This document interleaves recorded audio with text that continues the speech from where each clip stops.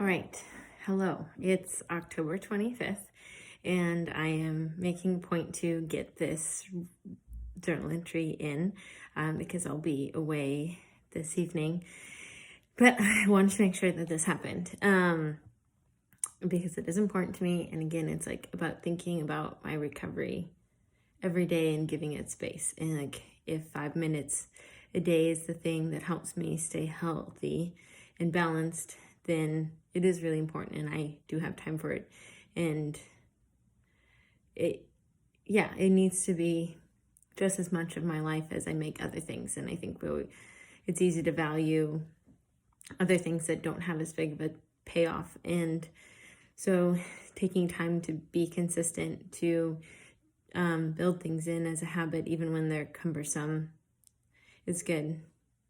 So one thing I was thinking about today about my recovery and having a hard time with interpersonal relationship is this feeling that I don't really know what I want and I can't be consistent in what I choose, and that I'm one to change my mind all the time or be ambivalent, and that isn't true about myself. And I think that it's easy with an eating disorder history to not trust yourself. And I think I've talked about that before, about trusting what you want and finding that voice and finding the confidence of believing that you do know what is best for you and that you do know how to act on it. I think that's another hard thing with the eating disorder is oftentimes, we know what is best for us, or we were told all these things, like with eating and being healthy, that we don't know how to choose it, or we feel like we can't.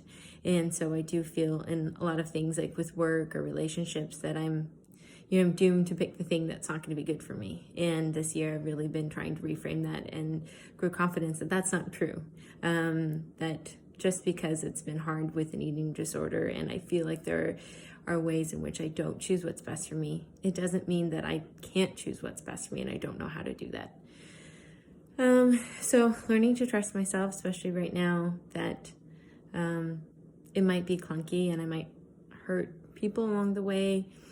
And it might mean I do change my mind on things, but I need to keep finding my voice and trusting myself. And the only way to do that is to practice it.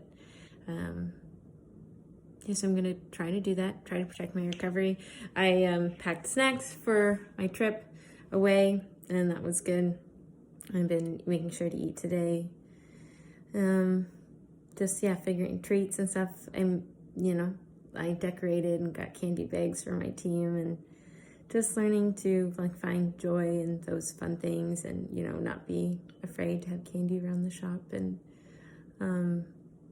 have enough space in my day that it's not go go go or achievement all the time, that I can do more fun things and think about other people.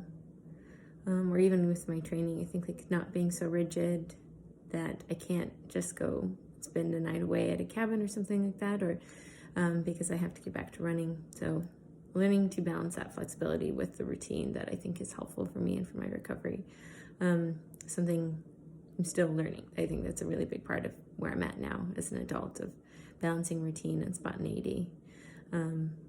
Knowing what is good for myself and, protecting those things, but then also knowing that I can, let that go. I don't have to have kale every day.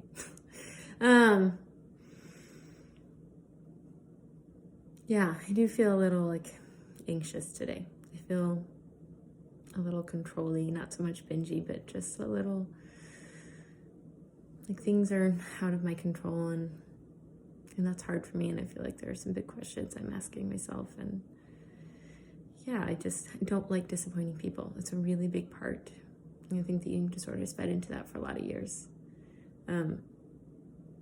Usually I'm just able to do what people want from me or to expected from me. And so to not be able to do that is hard.